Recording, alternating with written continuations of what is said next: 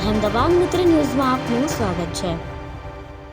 બધા છે ને આ તૂછલા વેડા કહેવાય, અરજીના કામે નિવેદન લખાવ, હો અલીઓ લઈ લો, ચાલો બરાબર। એને જણાવજો કે પહેલા એફઆઈઆર થાય અને કાયદો ન વાંચ્યો હોય તો હરકો એકવાર વાંચી લે અને પછી મારી ઓફિસની અંદર નોટ।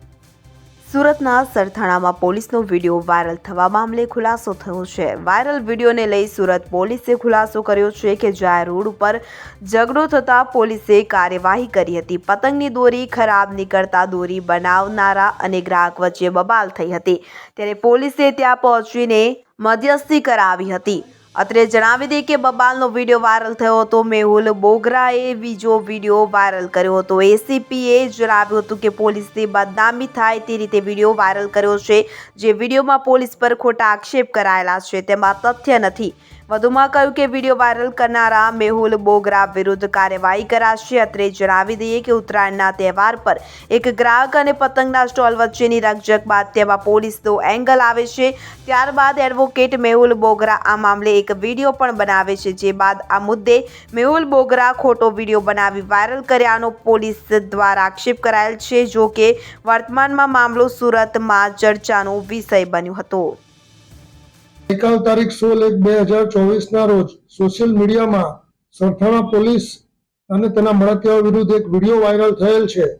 એ વિડીયો જે વાયરલ થયેલ છે અને તેમાં જે હકીકતો દર્શાવેલ છે અને જે કહેવામાં આવેલ છે હકીકતો, તે અનુસંધાને સત્ય હકીકત એવી છે કે તારીખ 12/1/2024 રોજ સરથાણા પોસ્ટે વિસ્તારમાં રહેતા રવિભાઈ કાથરોટિયાઓ જે એક પ્રાઇવેટ કંપનીમાં નોકરી કરે છે, તેઓ ઉત્તરાયણનો તહેવાર હોય જેથી પોતે પતંગ તથા દોરી લેવા માટે વિડીયોમાં જેના વિશે કહેવામાં આવેલ છે એવા રાજુભાઈ લાલજીભાઈ ગજેરાની દુકાન ઉપર જઈ અને પોતે પતંગની દોરી અને ફિરકો લીધેલ અને જેનું બિલ પણ આપવામાં આવેલ અને બિલના પૈસા પણ તેઓને આપેલ।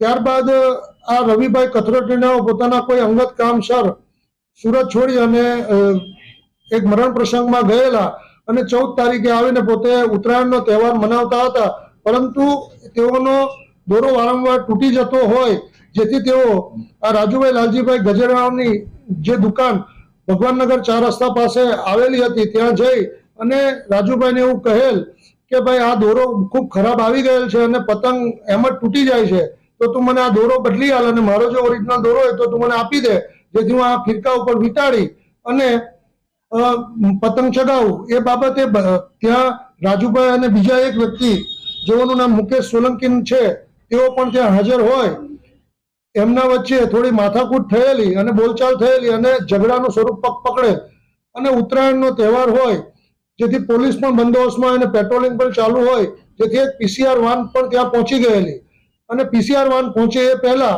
આ રવિભાઈ નાઓએ 100 ડાયલ ઉપર પોતે કોલ કરેલ, પરંતુ કોલ લાગેલ નહીં અને તેનો સ્ક્રીનશોટ પણ પોલીસ પાસે ઉપલબ્ધ છે, જેથી આવો કોઈ કોગ્નિઝેબલ ગુનો બનતો હોય અને પોલીસની હાજરી હોય તેથી પોલીસ તેઓને લઈ અને પોલીસ સ્ટેશન લઈ ગયેલી, જ્યાં આ રવિભાઈ કોથરોટિયા અને આ રાજુભાઈ લાલજીભાઈ નાઓએ પોતે અંદર સમાધાન કરી લીધેલ અને તે બાબતે સ્ટેડામાં એન્ટ્રી પણ કરવામાં આવેલ અને આ સાથેના જે મુકેશ સોલંકી નાઓ જે છે જેઓ પીધેલી હાલતમાં હોય તેઓના વિરુદ્ધ પ્રોહિબિશન એક્ટ મુજબ ગુનો રજીસ્ટર કરવામાં આવેલ અને આ વિડીયોમાં જે આક્ષેપો કરવામાં આવેલ છે એ બિલકુલ પાયા વિહોણા અને તદ્દન ખોટા છે અને જે આક્ષેપો કરવામાં આવેલ છે કે પોલીસ સ્ટેશનની અંદર તેઓને દારૂ પીવડાવવામાં આવ્યો ને આ રીતનું જે કૃત્ય કરવામાં આવ્યું બિલકુલ ખોટું છે અને પોલીસે કાયદેસરની કાર્યવાહી કરેલ છે અને પોતાની ફરજ નિભાવેલ છે। આ જે વિડીયો ફેસબુકમાં વાયરલ કરવામાં આવેલ છે સામાજિક કાર્યકર અને એડવોકેટ શ્રી મેહુલ બોગરાનાઓ દ્વારા વાયરલ કરવામાં આવેલ છે। આ સમગ્ર વિડીયો જે વાયરલ થયો છે તેમાં જે હકીકત છે એ હકીકતથી વેગળી વાત કરવામાં આવેલ છે અને પોલીસે પોતાની કાયદેસરની ફરજના ભાગરૂપે જે કાર્યવાહી કરેલ છે એ કાર્યવાહી કરેલ છે અને જે ખોટી રીતના વિડીયો વાયરલ થયેલ છે તેઓના વિરુદ્ધ પણ કાર્યવાહી કરવા માટેની તજવીજ ચાલુ છે।